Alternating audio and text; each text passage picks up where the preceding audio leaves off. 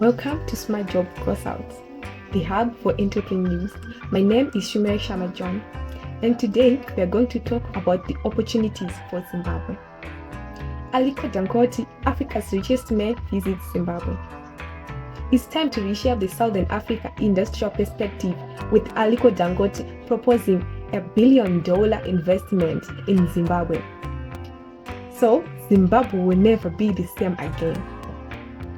This is not the first time Aliko Dangote visited Zimbabwe.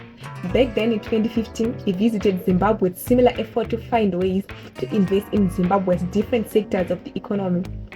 But then it was under the administration of the then president, Comrade R.G. Mugabe. Unfortunately, the man had fundamental differences with the government, so he had a quite number of investments lined up, among them the cement plant. So the team is said to have left Zimbabwe. It's time to reshape the Southern Africa industrial perspective with Aliko Dangote proposing $1 billion investment in Zimbabwe. So, Zimbabwe will never be the same again. I've just actually signed an agreement between Zimbabwe and Dangote Group to do various investments in various sectors, some of which, of course, in the border, this in cement, some of it in power generation, some of it in pipeline to bring petroleum products. You know, we're in the business of producing oil. We have the largest refinery in the world, single lane in Nigeria, and we want to bring it to Walrus Bay and then pipe down here. So there are a couple of other investments which we're looking at. Broader investment really is in hundreds of millions of dollars, maybe even up to $1 billion. But you know, we will tell you the amount as we go along.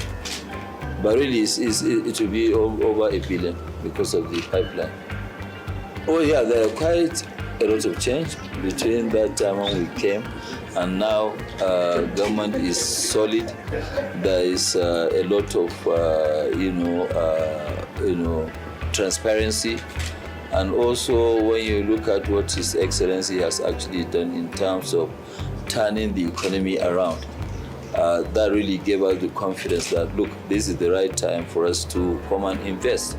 And it's like somebody when you pass exam, people have to give you a good mark. So His Excellency has passed that exam, and